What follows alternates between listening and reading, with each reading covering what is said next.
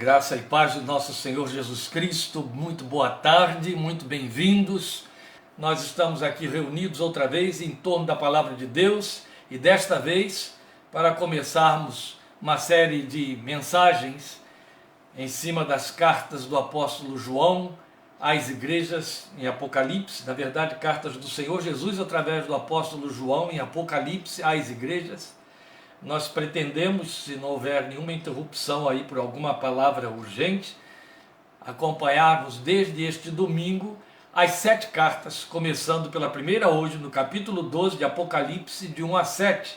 Meus amados irmãos, hoje nós vamos então começar esta série de mensagens, 7 mensagens nas cartas do Senhor Jesus às igrejas em Apocalipse, ou eu gosto de dizer, como falaremos mais uma vez hoje aqui, a carta do Senhor Jesus à sua igreja através do livro de Apocalipse. Então estaremos lendo agora, neste momento, capítulo 12, versículos 1 a 7, depois estaremos orando e falando com Deus para que este seja um tempo de graça na sua presença. Então nos acompanhe, por favor, na leitura. É muito importante eu lembrar a você, na leitura destes textos, mais do que de quaisquer outros, mesmo aqueles que estamos abordando nas quartas-feiras com o nosso Minuta, estamos em Apocalipse, Filipenses, chegando ao final de Filipenses, mais do que em qualquer outro texto em Apocalipse. É importante que eu informe a você que a versão de que estou me servindo é a nova versão internacional, porque os aplicativos são um pouco mais diferenciados do que as outras versões. Você vai perceber isso já nessa leitura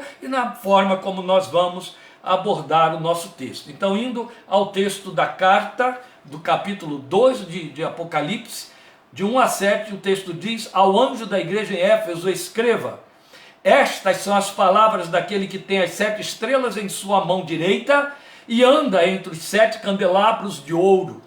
Conheço as suas obras, o seu trabalho árduo e a sua perseverança. Sei que você não pode tolerar homens maus, que pôs à prova os que dizem ser apóstolos, mas não são, e descobriu que eles eram impostores. Você tem perseverado e suportado sofrimentos por causa do meu nome e não tem desfalecido. Contra você, porém, tenho isto: você abandonou o seu primeiro amor. Lembre-se de onde caiu. Arrependa-se, pratique as obras que praticava no princípio. Se não se arrepender, virei a você e tirarei o seu candelabro do lugar dele. Mas há uma coisa a seu favor: você odeia as práticas dos nicolaítas, como eu também as odeio. Aquele que tem ouvidos, ouça o que o Espírito diz às igrejas. Ao vencedor darei o direito de comer da árvore da vida que está no paraíso de Deus. Vamos falar com ele agora em oração. Obrigado, bendito Deus e Pai.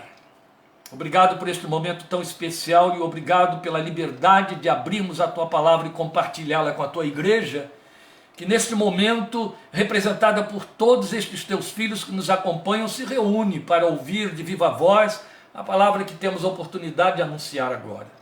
Para isto contamos tanto com a graça, o agir, o operar e o poder do Espírito Santo de Deus que inspirou esta palavra, que ditou esta carta toda do Apocalipse, que editou este bilhete dentro da carta à igreja de Éfeso, para nós, através do endereço da igreja de Éfeso.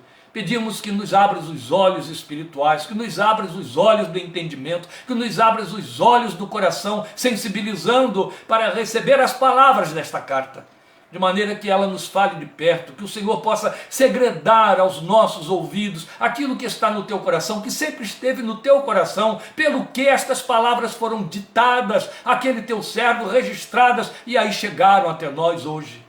Meu Deus, que elas não apenas sejam contemporaneizadas, mas que elas possam encontrar lugar em nossos corações para nos mover adiante pelos dias que virão, segundo suas orientações máximas, por amor de Jesus. É a palavra de Deus, e é assim que nós a recebemos e cremos como palavra de Deus, acreditando firmemente, crendo firmemente que o Senhor nela nos fala, e queremos te ouvir a voz. Por isso fala conosco, não somente agora, não somente nesta abordagem que acabamos de ler do capítulo 2 de Apocalipse de 1 a 7, mas no que mais virá nos dias que virão, segundo o teu santo propósito. Em nome de teu Filho Jesus rogamos, dá-nos corações sábios para ouvirmos, para lermos, para guardarmos as palavras desta profecia, em nome e por amor do Senhor Jesus. Amém. Amém, meus queridos. Nós temos aqui, dentre as 7 cartas, uma das cartas mais populares na leitura do texto de Apocalipse. Por que mais populares? Por causa deste versículo 4, que forma um refrão, que funciona como um eco, 12.000 anos trabalhando minha cabeça, sua cabeça, seu coração, o coração da igreja ao longo de 12.000 anos, desde 12.000 anos, chegando a nós, indo além. Você lê muita coisa em Apocalipse, mas quando você entra no capítulo 2, o primeiro recado, a primeira recomendação feita à igreja, salta diante de seus olhos o versículo 4, tenho, porém, contra ti que deixaste o teu primeiro amor, e isso se grava fundo no coração dos crentes. Não há um só crente, crente de verdade. Eu não estou falando de quem visita a igreja, quem participa de cultos, eu estou falando de cristão, quem nasceu de novo. Não há um só crente legítimo, sensível ao Espírito de Deus, que eu conheça, que não se deixe de alguma forma tocar, ou não sinta de alguma maneira algum desconforto com Apocalipse 2,4. Não há um. Quando o sentimento é mais positivo, ele tem um sentido de apelativo. É mais ou menos assim, mas continua sendo 2,4, chamando a atenção e ficando em nossos corações. O que temos de muito importante a considerar é o fato de que o Senhor escolheu 7 igrejas para quem quis mandar a mensagem para a igreja de todos os séculos e colocou em primeiro plano a igreja de Éfeso. Ele poderia ter colocado no meio, como fez com a igreja de Sardes. Ele poderia ter colocado no fim, como fez com a igreja de Laodiceia. Mas ele colocou logo no início. E ele o fez porque a carta à igreja de Éfeso, nem de leve ele pretendeu que fosse exclusiva para a igreja de Éfeso, assim como nenhuma das outras 6 que se seguem a ela. Haja vista o fato de que em todas elas um refrão se repete: quem tem ouvidos, ouça o que o Espírito diz às igrejas. E na verdade, quando a carta maior, que é o livro do Apocalipse, começa, João se preocupa imediatamente em registrar que o Senhor está mandando essa mensagem para a sua igreja. Logo, não há um recado que pertence exclusivamente à igreja de Éfeso e outro que pertence exclusivamente a Filadélfia, a Laodiceia, a Esmirna, a Sardes, a Pérgamo, a Tiatira. Todas as mensagens são para a igreja de Cristo de todas as épocas. Quando fizemos uma abordagem, você tem aí no Facebook, você pode verificar em outros domingos, pregando no capítulo 1 de Apocalipse, e assim nós começamos, entrando aí por dentro de Apocalipse, fazendo a aplicação do texto contextualizada para a nossa realidade, o que ele pretende que a igreja de todas as épocas ouça. Dissemos isso. A proposta do Senhor com a mensagem de Apocalipse não foi escrever para a igreja da última geração. Quem quer isso são os escapistas, aqueles que têm medo de descobrir que vão falecer na fé diante de enfrentamentos, então prefere jogar isso para uma hipótese com escape. Lá para o fim, a última geração, que se dane a última geração. De maneira que as gerações que nos precederam nada tem a ver com esta mensagem. Ou vão lendo por engano. Eu acredito que tem a ver comigo. Não, está mais de acordo com a igreja do meu neto. Entende? Essas confusões que nunca partiram da cabeça do Espírito Santo de Deus, Deus não é Deus de confusão, Paulo já disse para nós. Também não foi escrito para a igreja do primeiro século, de maneira que o livro está aqui ocupando papel e tinta à toa. Não. A carta foi escrita para a igreja de todas as épocas, até aquele dia em que Jesus vier buscar a sua igreja da terra. Entende? Então eu e você temos de receber a mensagem da carta à igreja de Éfeso para nós, como tendo sido escrita para nós, apenas tendo sido usado o endereço de Éfeso para que chegasse até nós. Mas você deve ter visto aí, no indicador, no início aí da nossa proposta, na página, você que abriu o Facebook, você deve ter lido aí o título, estas palavras, Por quê? Só na minha versão, nova versão internacional, é que o texto coloca no primeiro versículo de cada carta destas que foram enviadas a expressão nestes termos: estas são as palavras. Entende? Estas são as palavras. As demais versões, a sua versão, as versões mais antigas, colocam assim: assim diz aquele que, isto diz aquele que. A minha versão coloca: estas são as palavras daquele que. Eu fiz questão de manter essa fraseologia, estas palavras, porque é uma tradução plenamente possível. Estas palavras, plenamente possível. A tradução preferida da grande maioria dos intérpretes foi: assim diz aquele, isso disse aquele. E os tradutores da Nova Versão Internacional preferiram colocar: estas são as palavras. Por que que eu preferi manter a fraseologia da Nova Versão Internacional para a nossa abordagem? Porque todo o livro de Apocalipse está feito de palavras, logoi, palavras de Deus enviadas para que a igreja ouça estas palavras e perceba a palavra através destas palavras e faça aquilo que em 1:3 de Apocalipse foi advertida a fazer: ler, ouvir e guardar. Este é o meu compromisso e o seu, à medida em que vamos avançando pelas cartas às igrejas. Ler, ouvir e guardar. Esse triplê não pode ser quebrado. Ler, ouvir e guardar. Palavras são ouvidas e lidas. Hoje vamos lê-las e ouvi-las. Estas palavras, a primeira palavra, foi enviada usando como endereço a igreja de Éfeso, mas para chegar até nós. Então, na verdade, é totalmente pertinente colocarmos desta maneira. Então, o Senhor tem palavras para a igreja das quais ela precisa, e nós vamos a elas exatamente porque Ele nos enviou via o endereço de Éfeso. Poderia ter sido o endereço de qualquer das outras igrejas, mas foi da igreja de Éfeso. Mas há algo que eu quero, independente daquela colocação que eu já fiz sobre o versículo 4, salientar aqui em caráter bem pessoal e bem particular. Talvez até pelo fato de que há o 2:4.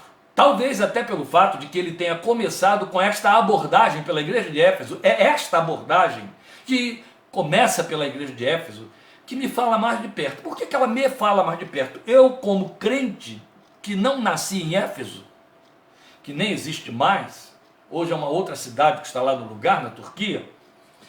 Eu, como crente que não nasci no primeiro século, quando João escreveu, virando já o segundo século da nossa era. Eu, como crente que nasci em São Gonçalo, no Rio de Janeiro, há 50 anos no Evangelho, 50 anos atrás no Evangelho, eu me vejo aqui.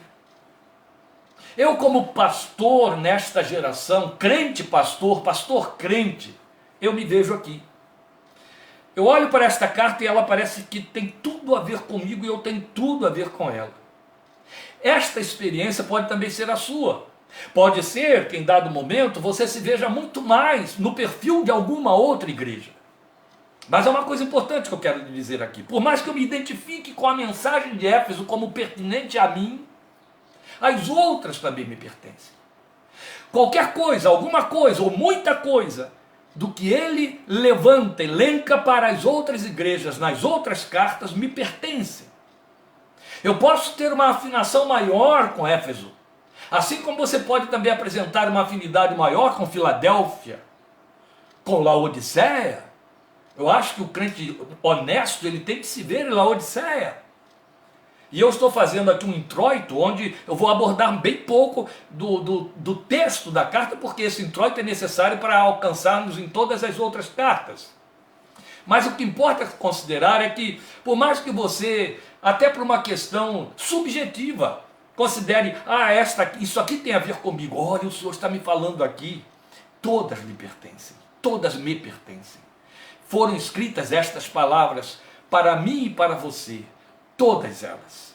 E não só o que está dentro dos bilhetes enviados às igrejas, mas em toda a carta chamada Livro do Apocalipse, a revelação de Deus a João na ilha de Patmos.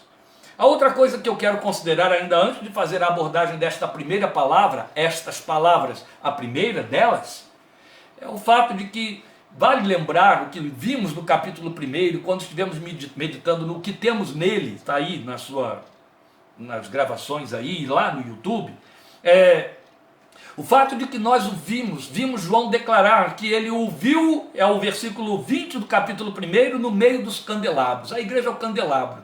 E nós frisamos bem ali que o Senhor está no meio da igreja, Ele está no meio da nossa vida, Ele está no meio da minha vida, Ele está no centro da nossa vida. E você vai ver isso muito especialmente aqui nesta mensagem para a igreja de Éfeso, como Ele está no meio, mais do que a gente pensa. Quando a gente pensa o Senhor entre nós, a gente sempre, meus irmãos, isso é um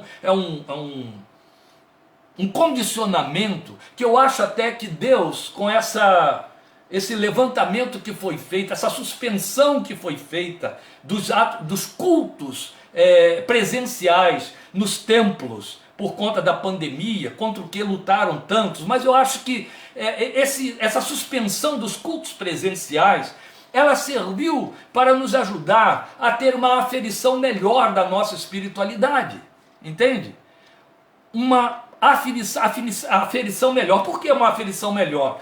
Pelo fato de que nós nos condicionamos tanto à ideia de que as promessas de Deus, especialmente promessas incomuns, promessas que são tão de manifestações de Deus, nos fazem pensar que elas só têm a ver com nossos atos de culto. Então, quando o texto de Sofonias diz: o Senhor Deus está no meio de ti, quando você ouve o Senhor Jesus dizer: quando estarei com aqueles que estiverem reunidos em meu nome, a gente pensa imediatamente em domingo, um púlpito, cadeiras, banco e um povo, Bíblia na mão ou cantando de pé.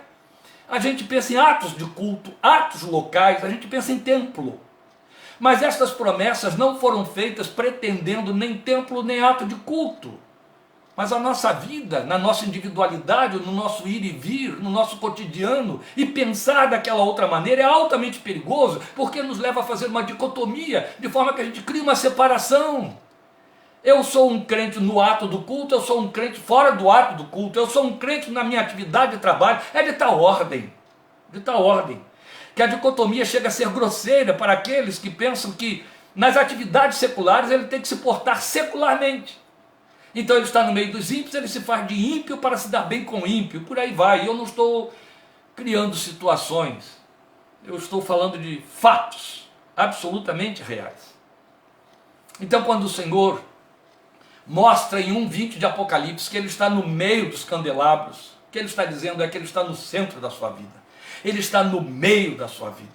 Perto está o Senhor, como Paulo disse em Filipenses 4:6. Ele está no meio da vida, 4:5, finalzinho. Ele está no centro da sua vida, onde ela se manifeste. Se ela se manifestar num lugar de culto, Ele está no meio da sua vida no lugar de culto. Se ela se manifestar nas ondas de uma praia, Ele está no meio da sua vida, lá no meio das ondas da praia. Se ela se manifestar atrás de um balcão, na sala de um escritório, atrás de um volante, nas pistas, onde nós, às vezes, nos tornamos infames e ficamos até abaixo de ímpios, eu conheço muito disso. Atrás dos volantes, Ele está lá, Ele está dentro daquele carro, ainda bem, né? Ele está no meio da sua vida. Quando você está de paletó e gravata, quando você está super produzida para dar uma palestra, para ir à consulta de um médico, para estar numa reunião dos amigos ou na mesa do almoço com seus parentes, filhos, irmãos, tios. Ele está no meio da sua vida. É isso que Apocalipse está dizendo para nós aqui. Então, por estas palavras, a primeira palavra, o que é que ele está nos dizendo? Veja aí, é exatamente o que temos no versículo 2. O que ele está dizendo é: eu sei o que você faz. Colocar desta forma, sem entrar em detalhes aqui, fica perigoso, por causa daqueles que têm um superego tirano, doentio, por causa daqueles que têm uma confissão legalista, já vai pensar assim: ih, meu Deus, ele está dizendo que sabe o que eu faço. Não é isso que ele está dizendo, ele não está falando em caráter de adversativa. Não, ele está comunicando algo que a gente esquece. Então, quando ele declara aí para a igreja no versículo 2, conheço as suas obras, o seu trabalho árduo e a sua perseverança, sei que você não pode tolerar homens maus, que pôs a prova os que dizem ser apóstolos, mas não são, e descobriu que eles eram impostores. Quando você lê isso, a primeira coisa, ó, volta à questão do condicionamento, você já se joga para dentro do culto, vale lembrar que o elemento primeiro para quem a carta chega é o pastor da igreja a quem o Senhor está se dirigindo.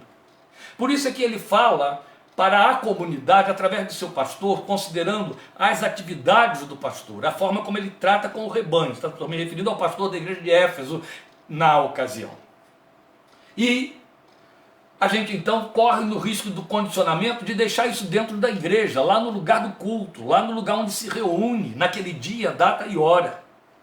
Mas não é isso. Quando o Senhor está dizendo para mim e para você, conheço as suas obras, você vê que ele faz uma diferenciação entre obras e trabalho, ele diz as suas obras e o seu trabalho árduo. Isso se aplica a mim e a você, exatamente significando, sei o que você faz.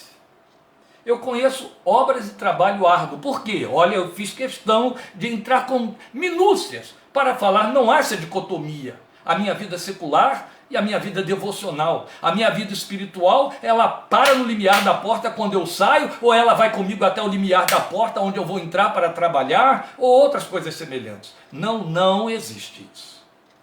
O cristão nasceu de novo para ser nova criatura. Trabalhe ou não trabalhe. Estude ou não estude, namore ou não namore, case ou não case, compre ou não compre, venda ou não venda, fale ou se cale, entende? Ele é nova criatura. E todas as promessas que são decorrentes e alusivas a esse fenômeno do novo nascimento o acompanham. Daí vale Isaías 43, 2, 3, se passares pelas águas não se submergirão, se passares pelo fogo, a chama não arderá em ti, e por aí. Então quando ele declara com isso as tuas obras, para um pastor, estas obras podem se reduzir às atividades de conduzir um rebanho, o que hoje, no reducionismo do protestantismo, significa atuar nos horários de culto, ou quando então sai preparando mensagem, fazendo uma visita, etc. Mas a mensagem é para mim e para você. E para esse pastor também, quando ele está fazendo outras coisas, que não apenas trabalhando em prol do seu rebanho.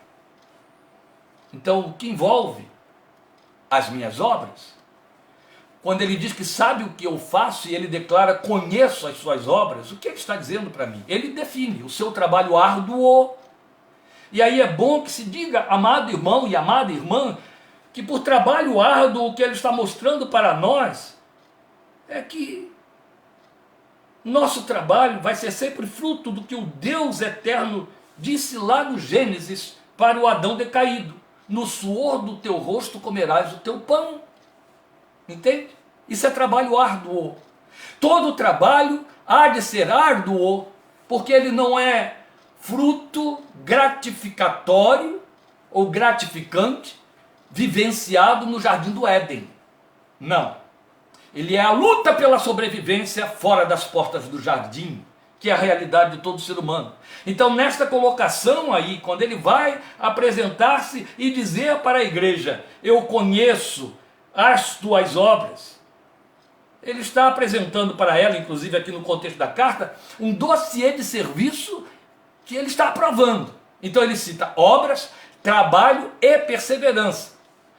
E sempre, a gente vai pensar nessa diferenciação aí que ele não nos autoriza a pensar. Agora importa saber que quando ele diz que conhece as nossas obras, ele está falando que conhece a nossa realização no dia a dia.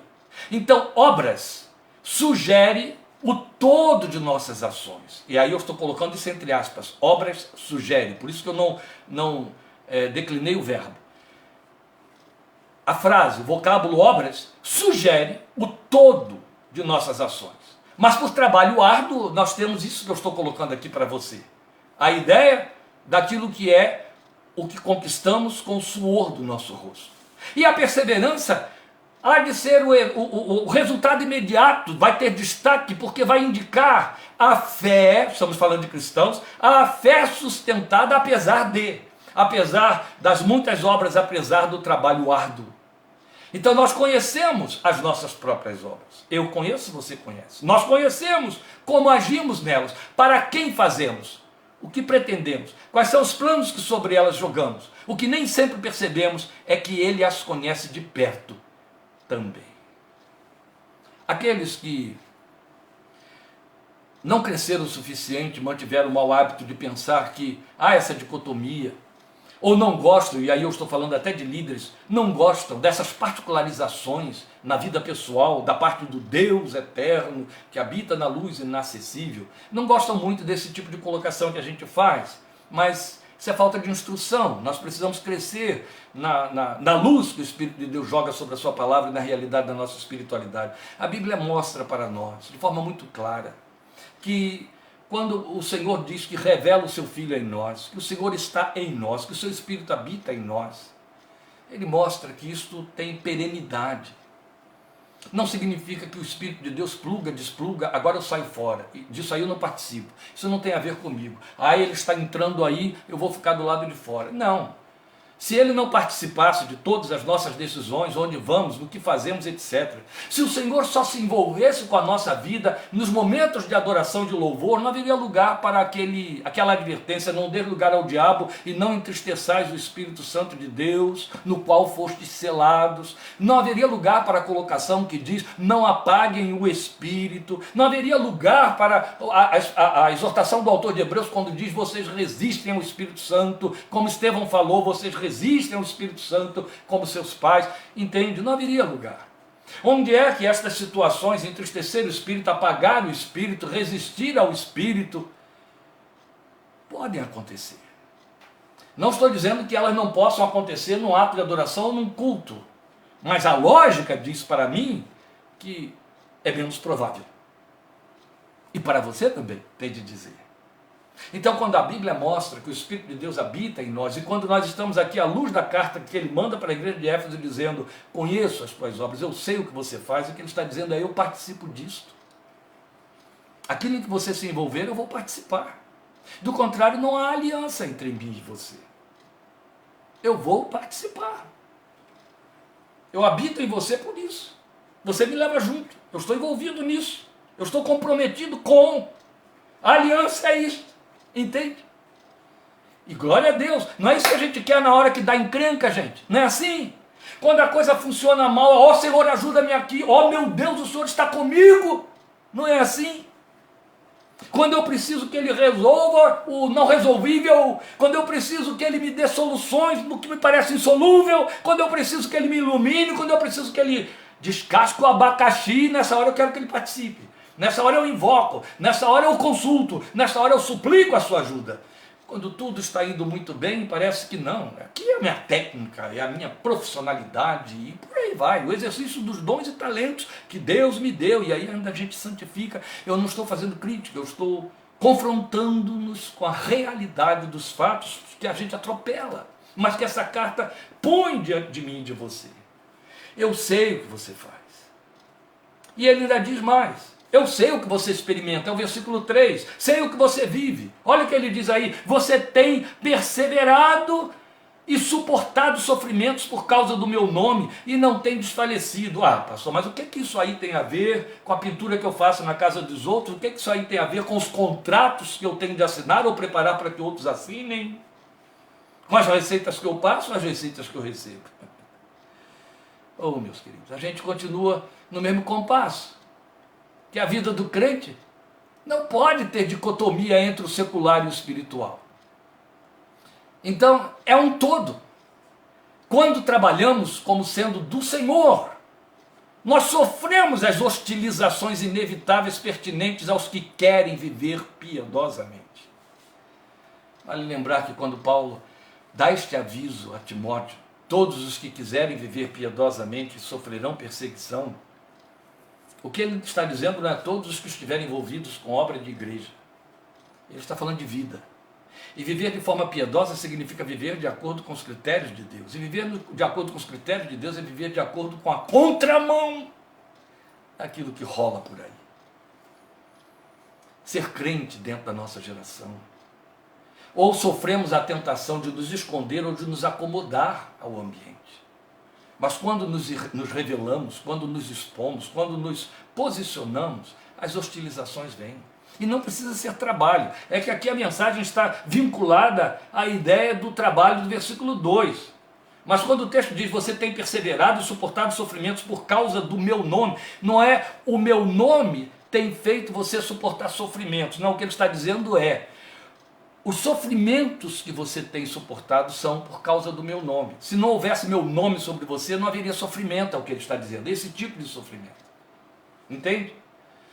Você não teria por que estar perseverando em determinadas situações de onde te mandam, te pedem, te determinam que saia, que largue mão, que mude isso. Mas você tem insistido, você não tem desfalecido. Eu sei o que você vive, eu sei o que você experimenta, ele está dizendo. Então, essa hostilização, ela pode se manifestar na forma de incompreensões, de desconfianças de intenções, de decepções, os conflitos por conta de não nos conluiarmos nas falcatruas, com as ideias alheias. E a perseverança vem quando nos damos conta de que é para Ele e nele, porque somos dele. É simples assim. Porque eu sou dele, há determinadas ideias, há determinadas propostas, há determinados programas, há determinadas exigências que eu não posso fazer. Quantas vezes eu ouvi mulheres, especialmente mulheres, irmãs, crentes, né? Porque só esse tipo de inquirição só surge na cabeça e coração de quem é crente de verdade, que vinham, não foram só mulheres, mas especialmente mulheres na condição de secretárias de um chefe poderoso ou financeiramente bem sucedido, virem angustiadas me dizer, pastor, ele me manda mentir. O telefone toca, eu vou atender, ele diz que eu não estou. Estamos falando de coisas tão pequenas, não é? Que parece tão longe da realidade da igreja de Éfeso, os crentes daquele primeiro século. Mas aquilo que hoje pode representar essa coisa que parece tão simplória, aquelas mentirinhas que não fedem, não afetam ninguém, a gente pode, porque não tem nada a ver com o pai da mentira. O pai da verdade, ele dá um jeitinho aí e tal. Estas coisas modernas, elas tiveram seu correlato no primeiro século, porque aquela gente era serva. O evangelho, lembre bem, esse povo que está recebendo essa carta aqui é formado na sua maior parte de servos. Aquela gente era serva. Aquela gente era considerada inimigo do Estado. Aquela gente era considerada ralé.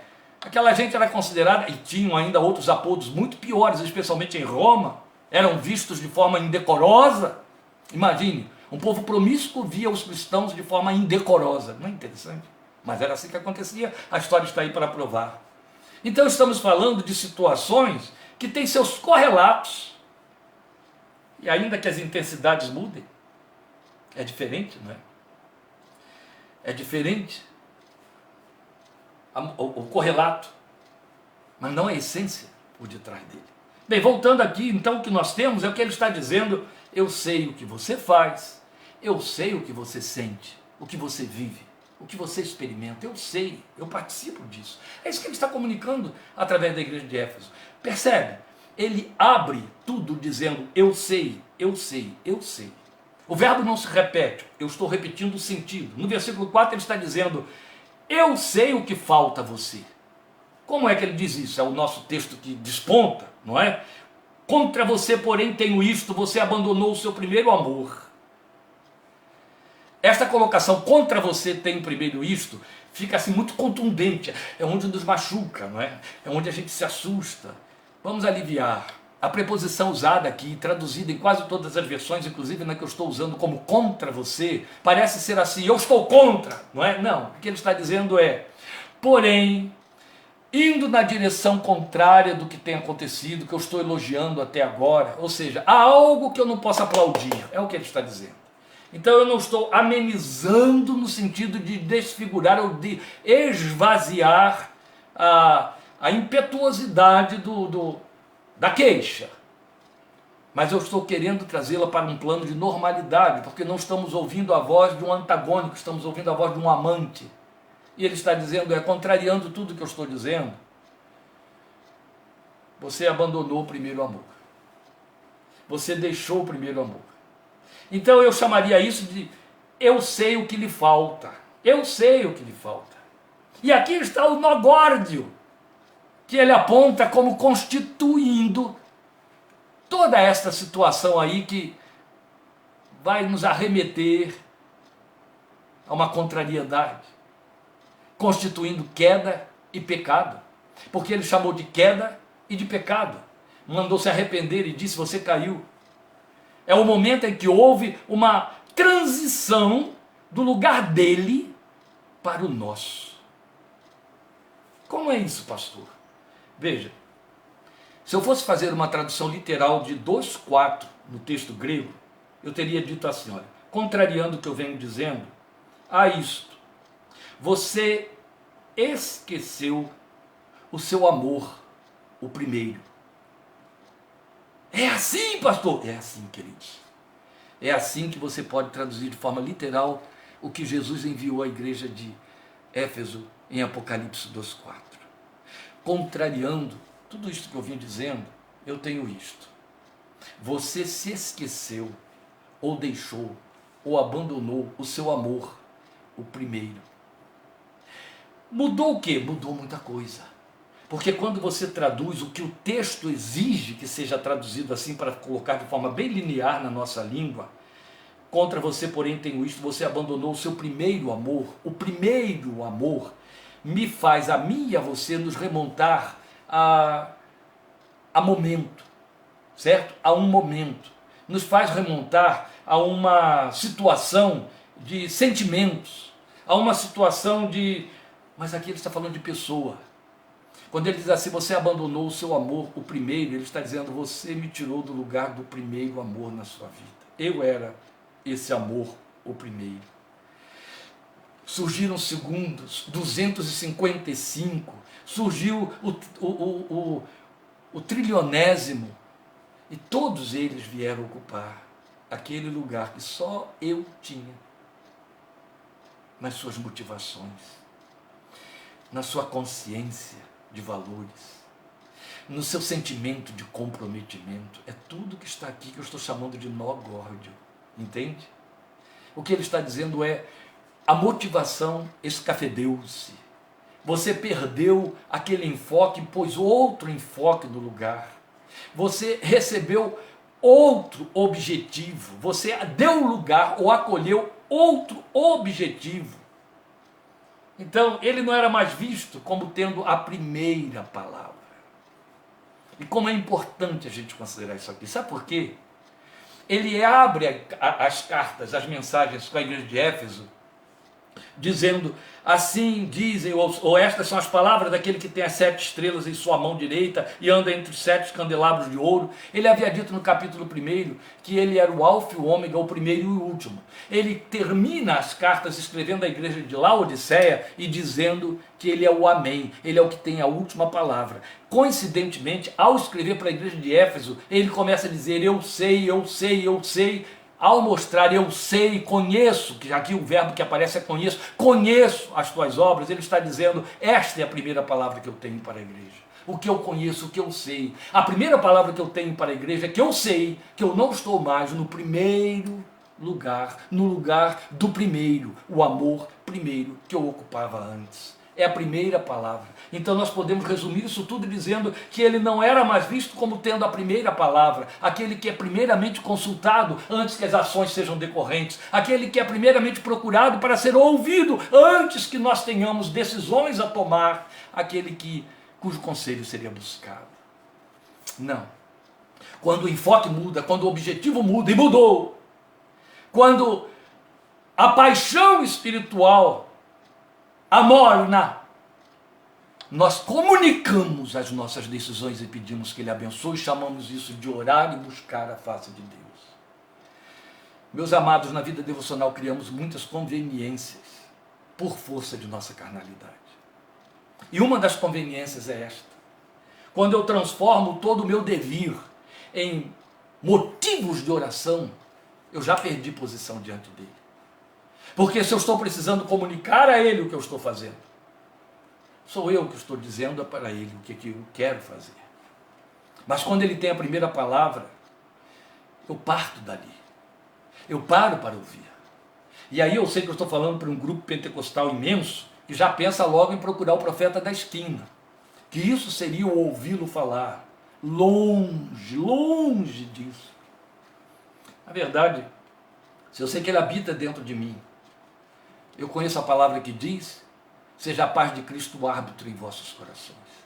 É ela que dita aqui dentro o sim e o não, que acende o sinal verde ou o sinal vermelho que nós conhecemos tão bem no trânsito. Só que no trânsito a gente para no sinal vermelho, porque senão vem multa ou um acidente.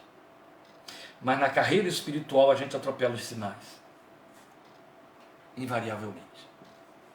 Então o que ele está dizendo é, eu fui tirado do lugar do primeiro amor.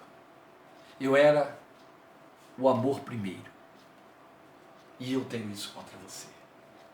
O que é que eu preciso que você faça? Aí ele vai nos mostrar do que você precisa. Eu sei o que você precisa. No versículo 5. Lembre-se de onde caiu. Arrependa-se. Pratique as obras que praticava no princípio. Percebe? Lembre-se de onde caiu. E pratique o que você fazia lá. Então ele está falando justamente de ações decorrentes da paixão. Quando ele diz sei do que você precisa, e ao dizer sei do que você precisa, ele já começa com o verbo lembrar. Isso é belo. É como ouvi-lo dizer, lembre-se, como querendo dizer, ou como se dissesse, eu não esqueci. Você se esqueceu, mas eu não esqueci. Você esqueceu. É a tradução plenamente possível para o verbo que foi traduzido aí por abandonar. Algumas versões colocam abandonaste, deixaste. A versão que eu estou usando usa abandonar. Mas o verbo traduz da mesma maneira, com a mesma liberdade, a mesma intensidade, o esquecer. Você se esqueceu. Por isso, a propriedade para o lembrar. Lembre-se. Então o que ele está dizendo? Você se esqueceu, eu estou lembrando. Você se esqueceu, eu não esqueci. Eu me lembro como era, e eu me lembro quanto era. Mas entre linhas o que ele está dizendo é, eu sinto falta disso. Então ele está dizendo, arrependa-se, isso é uma queda. Você perdeu tônus, você caiu de nível, você perdeu posição. Mas eu quero aquela posição de volta. Eu quero aquele lugar que eu tinha com você. Eu quero aquele lugar onde eu tinha a primeira palavra. Eu quero aquele lugar onde a paixão corria toda para mim e o resto era decorrente. Entende? Então para ele, esse esquecer representou uma queda de tônus, uma queda de nível, de motivação. Então importa ter consciência dessa perda. Daí ele dizer, eu sei do que você necessita, arrependa-se. Você precisa de arrependimento. Então, consciência da perda e preferivelmente de como se deu, porque ele diz, lembre-se de onde foi que você caiu. Lembre-se e pratique aquelas obras. Lembre-se de onde caiu. Não é bonito? Ele não diz lembre-se de como caiu. Eu acho que fica impossível saber como. Mas onde é possível. Se não fosse possível, ele não nos mandaria lembrar. Você se esqueceu, mas eu sei. Eu sei onde. Eu sei exatamente onde. Porque ele não é como, e é onde. Porque estamos falando de movimento da vida, não foi com que começamos aqui o tempo todo? Então estamos falando de um dado lugar, estamos falando de uma dada direção, estamos falando de um dado posicionamento, que já não pertencia mais a ele, que já não foi na direção dele, que já não foi mais motivado por ele, para ele, em direção a ele. Então talvez as obras oriundas dessa prioridade para ele fossem até menores que no decurso da vida, mas elas valiam mais. Por isso ele insiste, volte a elas, como a dizer, faz tudo naquele lugar outra vez, recomece. Eu poderia ter dito aqui agora, faz tudo do jeito que fazia antes, mas eu disse que não era como, era onde. Lembre-se de onde caíste.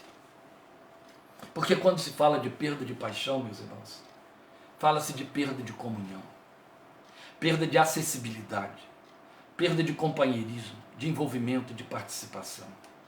É disso que estamos falando. Estamos falando de posições, joelhos na sua presença, coração voltado para Ele. Estamos falando de vida devocional plena. E aqui eu quero chamar a sua atenção para esse ponto, porque ele é fundamentalmente importante, pois somos os filhos de um século que não nos permite ter tempo para Deus, nem para nós, quanto menos para o Senhor. E aí as desmotivações que nos esvaziam. Daí ele dizer, recomece, faça de novo. Por que começamos tudo isso dizendo que o versículo 4 salta para nossa mente, o nosso coração, salta para mim, salta para a minha mente e para o meu coração? Porque nós podemos não saber como foi que houve perda, mas sabemos onde se deu, podemos saber.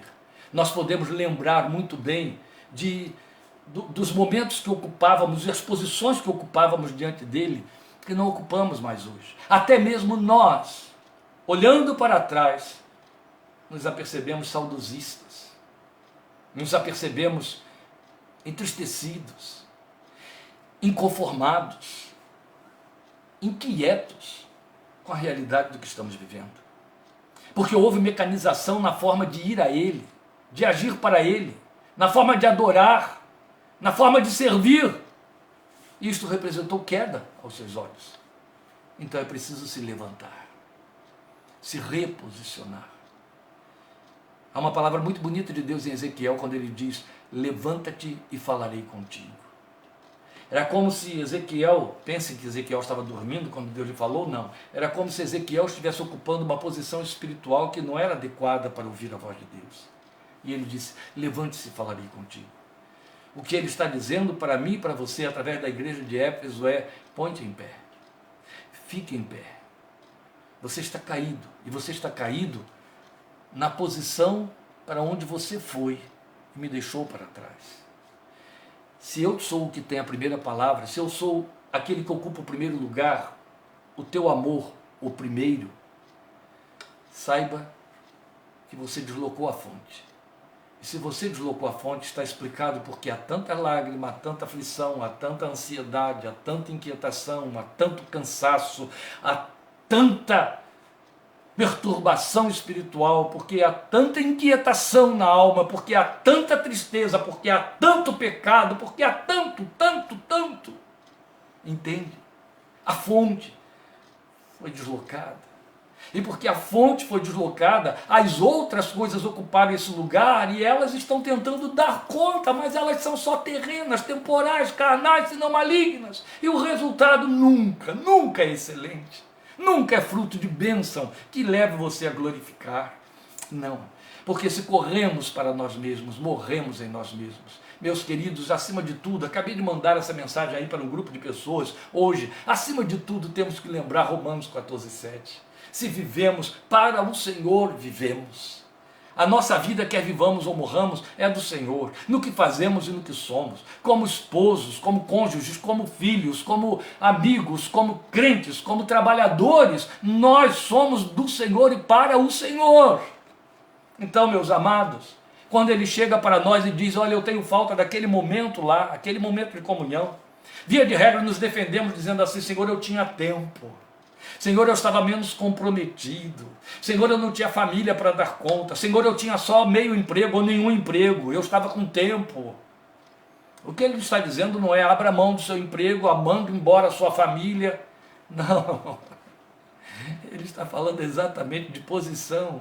O que ele está dizendo é ocupe aquele lugar outra vez. Era um lugar onde entre mim e você só havia mim e você. Entende? Entre mim e você só havia nós dois. Entre mim e você só havia eu. Entre mim e você não havia uma terceira instância. Isso não pode mudar, meu amado.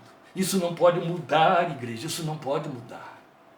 É interessante, você vai ver que as coisas vão ficando mais intensas nas outras cartas, mas ele encerra tudo com uma promessa, dizendo, eu vou lhe dar uma promessa. Eu sei do que você precisa. Você precisa também saber o que eu tenho para você.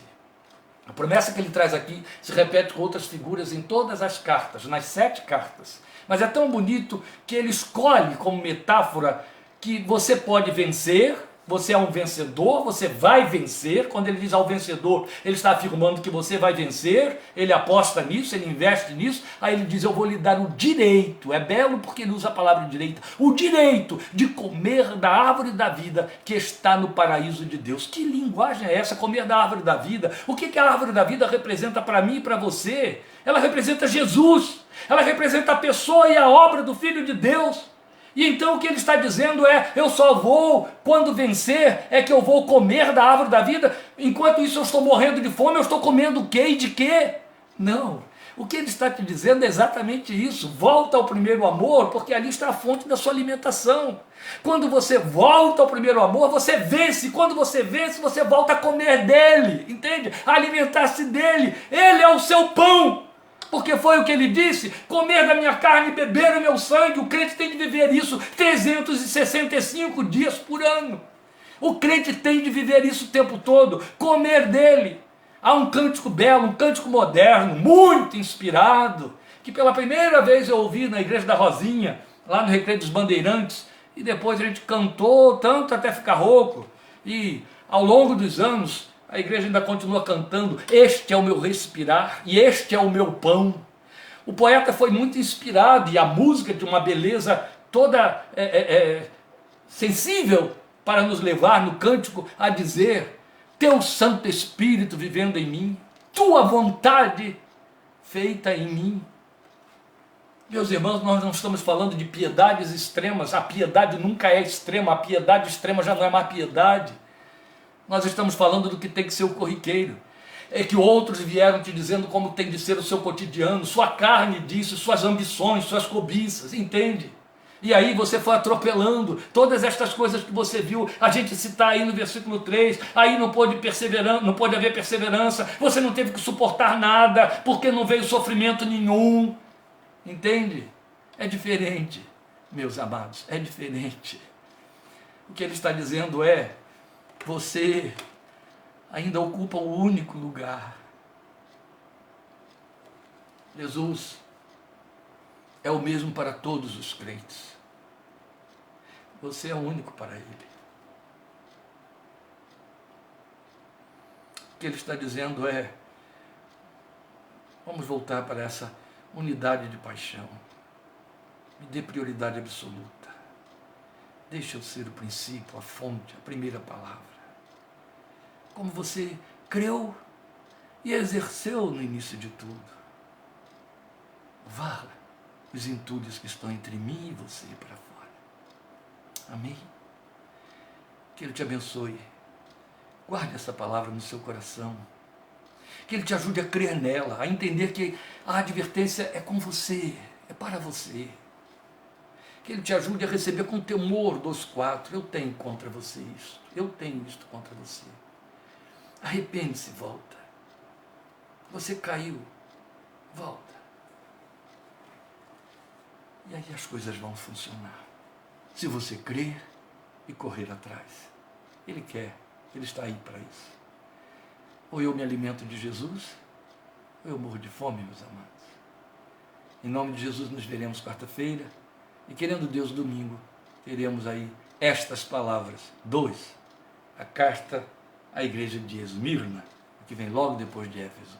Vamos fazer essa caminhada que há de ser linda, em nome do Senhor Jesus. Obrigado por sua atenção e sua participação, e a graça do Senhor cubra a sua vida e a sua família ao longo de toda esta semana, em nome de Jesus.